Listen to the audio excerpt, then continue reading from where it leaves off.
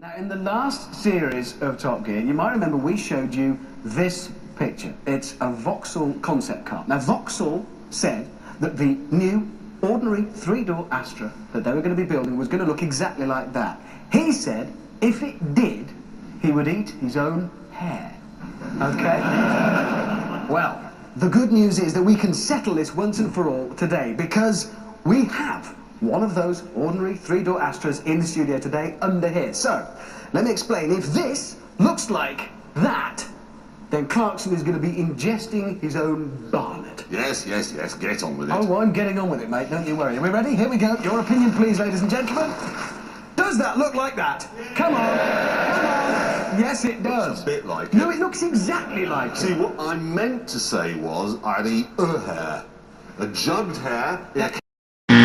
What you actually said was you'd eat your hair, which is exactly what you're going to do. So, you might notice over here the hairdressing seat. Please take a seat. James bought this in the last series, remember? Yeah, I never thought it would come in so handy so quickly. Amazing, isn't it? Yeah. And this is Michelle over here. Michelle, if you'd like to come forward. Michelle is going to do the hair cutting. Obviously, we're going to need somebody to actually prepare the hair. And, well, let's see. Well, who could be better? Ladies and gentlemen, Anthony Worrell-Thompson, please. Nice to see you. So, what sort of a dish have you got in mind? Well, I thought a new model of omelette would be quite good. An omelette? A hair omelette. An omelette? An omelette? Yeah. I could probably have rustled up an omelette myself. This is sophisticated omelette with hair. Okay, well, we've got a place for you to do that, Okay. and we'll get back to that later in the show. For now, though, we have some alarming news from the colonies. You see, we exported a bunch of convicts to Australia and the God Squad to America, and here we are, 200 years down the line, and they've got it into their heads that they can make cars. Plainly, James and I had to go and sample their efforts. This rather handsome-looking brute is the Vauxhall VXR, but don't be fooled, it's actually a Holden, which makes it Australian. That means it's big. It's got 2 big doors, 4 big seats, and a big boot. And even the gearbox feels like it came off some really big piece of earth-moving equipment. Happily, the engine is big too, very big. It's the same 5.7 litre V8 that you get in a Chevrolet Corvette. It develops a big 380 horsepower, all of which comes at you in big, lazy yawns. For example, here I am doing 60 miles an hour in top gear, and the engine is turning over at 1500 RPM. 1500. It's idling. You fat Aussie slacker. The corners too, and that's odd because it's not what you'd call sophisticated. Some modern European cars have up to 11 programmable and drive to choose from, but this has a gear stick and a platform. However, the good thing about all this barn door simpleton engineering is that it keeps the price down. Even though this is a head-turning V8 coupe with a top speed of 170 miles an hour, it only costs £35,000, way less than its European rivals. Put simply, it's impossible to go faster for less. The great thing is you get loads of equipment. Now, the interior quality is not brilliant. To be honest, it's rubbish, but it's all here. There's climate control, there's cruise control, electric seats, and there's a really interesting traction control system with 2 settings. There's on, and there's off. So, that's what Australia has sent us. A big, friendly ochre from the out. America's contribution, on the other hand, has something of the night about it. It's the Chrysler 300C, and it appears to have been styled by Al Capone. It's the sort of thing the Sopranos would use as a company car. It just exudes menace. So, is it a gun platform for drive-by shootings, or is it a real car? Well, they've used an old Mercedes E-Class as a base and then added the enormous body, which is longer than a Range Rover and wider than a Toyota Land Cruiser. Because it's so big. The interior is almost a joke. Even I feel lost and small in here. And the back, that is big enough for 6 bodyguards, at least. Move this vast bulk. It has a 3.7 litre V8, the same size as the engine in the Monaro. But whereas the Aussie version is rough and harsh, this is smooth and simple. And really clever. You see, if you're just pottering about town collecting protection money from people who own billiard halls, say, then it just runs on 4 cylinders.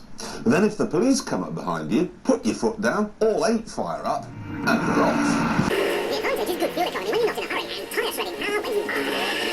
It's actually a heli, so when all 8 cylinders are working, you get 340 brake horsepower. Not as much as the Monaro, but it's enough to get you from 0 to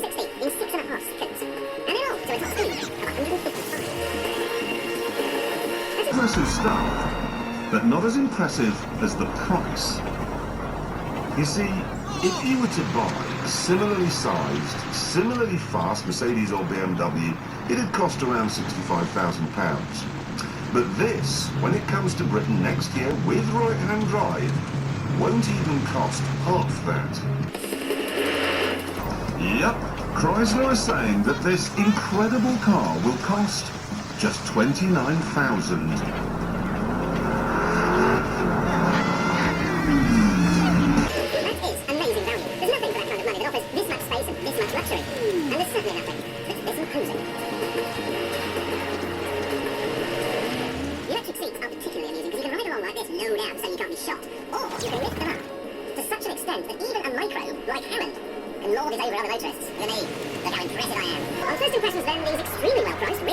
Muscle cars look pretty formidable.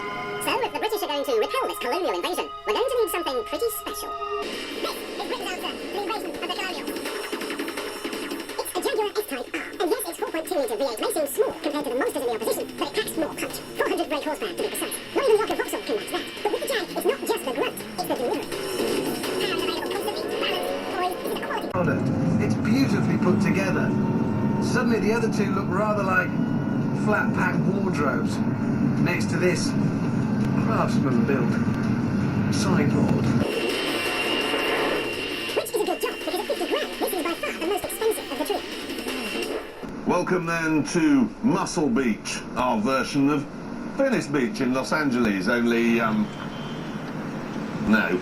Anyway, we must now decide which one of these steroid specials is best. It's worth staying up for that. So if you're 8 and your parents are saying you've got to go to bed now, tell them you've got my permission to stay up. Okay? I have here Jeremy's hair. It's suspiciously curly in places, but there we go. I hope you washed it. Oh, I'm sure at some point he will have done. What are you going to do with that, Anthony? Please Well, tell me that. I think I'm going to scatter it across the top. Oh, I've nice. got a whole load of vegetables here, just to soften the blow a bit. Yeah. I'm going to chop in some parsley, a little bit of cheese. I'm going to make a sort of Jeremy-type omelette. Earlier in the show, we road tested the Vauxhall Monaro, the Chrysler 300C, and of course the supercharged Jaguar S-Type.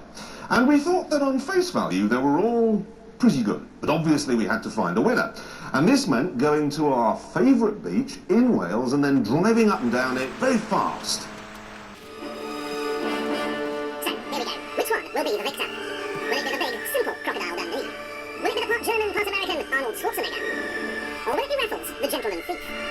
The first test is a simple drag race. A good engine will give it thrust. A good chassis will keep it straight and true on these shifting, slippery sands. But there is not what you call a lightning start. James had a real mess. Come on, Freya. The Jag is seriously flying. Oh, they are just in my dust. The British have fought them on the beaches and won. Now the Vauxhall shouldn't have lost that, so maybe the problem is the mountain of torque. Maybe when you put your foot down it just digs a big hole in the sand like it's trying to burrow its way back to Australia. To find out, we've decided to do a simple Top Gear torque test. We're going to see how big a hole this thing actually digs when it sets off. Okay, James? You ready? 1, 2, 3, go! It's a pretty big hole.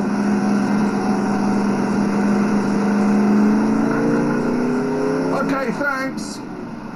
Yeah. 5 seconds. Yeah. What do you think? That's a lot of torque. Actually, it's managed to move a whole beach from there onto to me.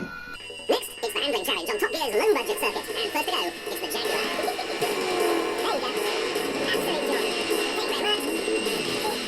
Gentlemen, with this car, let's go closer. A third. Effort there, and now it's the Monaro's chance to make up for that third in the drag race. Oh, yes. Pathetic, I'd say.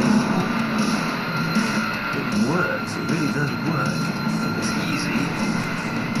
Strangely lovable. The Monaro did beat the Jag, but now it's the turn of the Chrysler. And oh dear. The Americans lecture the world on democracy and it won't let me turn the traction control off. It's supposed to be a big, fat, dangerous muscle car. Well, sir, you might hurt yourself.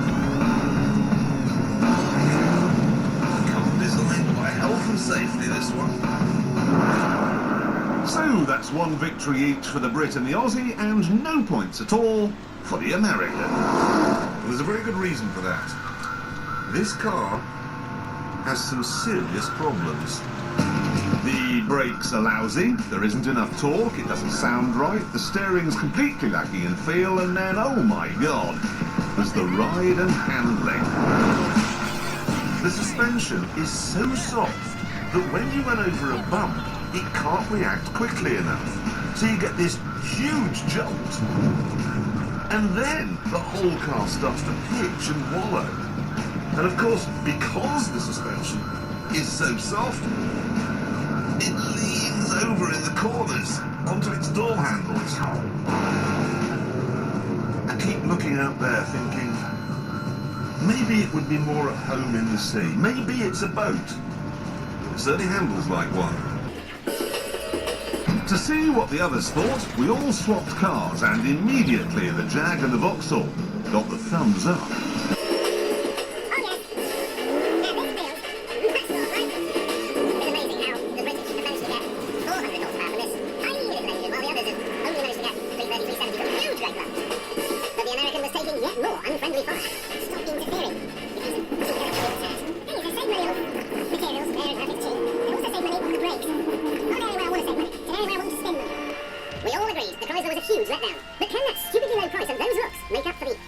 With the tide coming in, we went for a chat in the low-budget Top Gear Winnebago.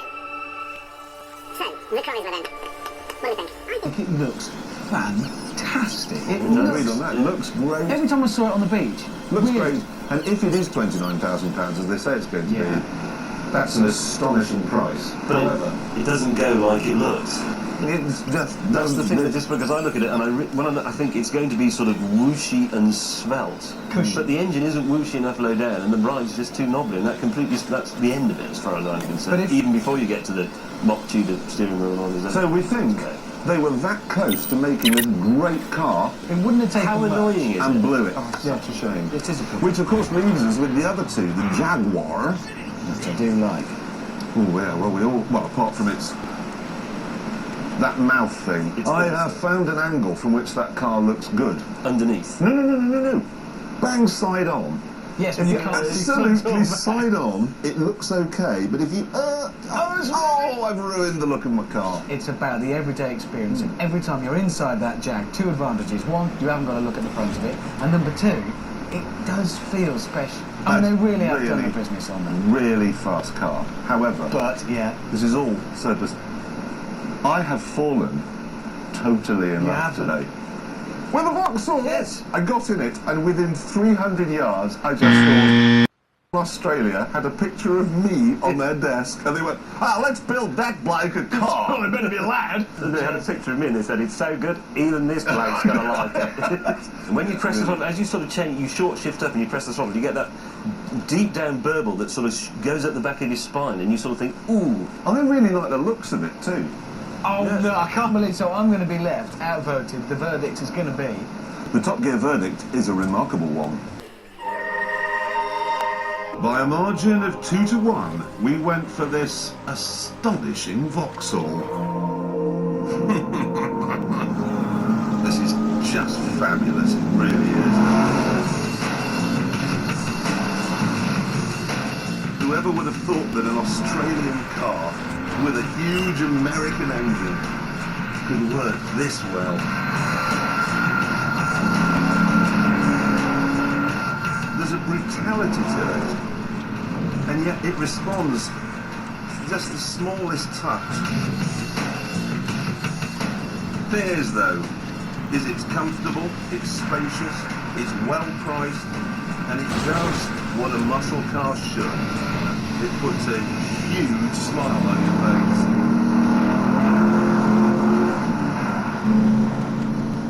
The Vauxhall. Yes.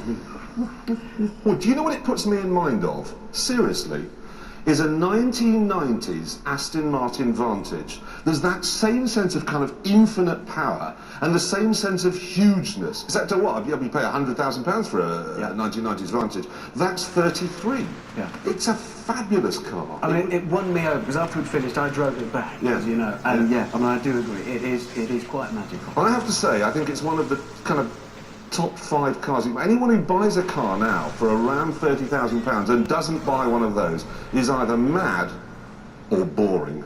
Yeah, that's fair enough. I'm completely in love with it, I really am. Vauxhall really having quite a good show this week on Top Gear because we all love that. And well, if you've just joined us, this isn't going to make much sense, but then that's your fault. Where were you? But basically, it's Vauxhall that are responsible for Jeremy having to eat his own hair. James, if you'd like to bring it on, we've had Chef Anthony Warren-Thompson here preparing the dish with Jeremy's hair, and there it is. Ta-da! It looks worse than I expected. Holy mother of... it looks like he's vomited on the plate and then... Can I tell you something else? You're And then the gonna have dog to take slept the on it. Can I tell you something else? It's not as warm as you might hope it was. the temperature is the least of my worries. Oh, look at that. You sure this is my hair? Oh, most of it, yeah. Oh, hang on. No, it is all yours. You said it. You've got to eat it. Come on, bring it down. Swallow that. Oh, yeah. Oh, God. I'll have a hair in my mouth. Yeah, you will get that. I'll have to swallow it, don't I? I've just swallowed it. Well, next week, these two are going to be driving around in a wide range of expensive cars. I shall be going backwards, making hairballs. And we've got the Ferrari Enzo coming. We'll see you then. Good night. Bye, have a great time. Bye, have a great time. Bye.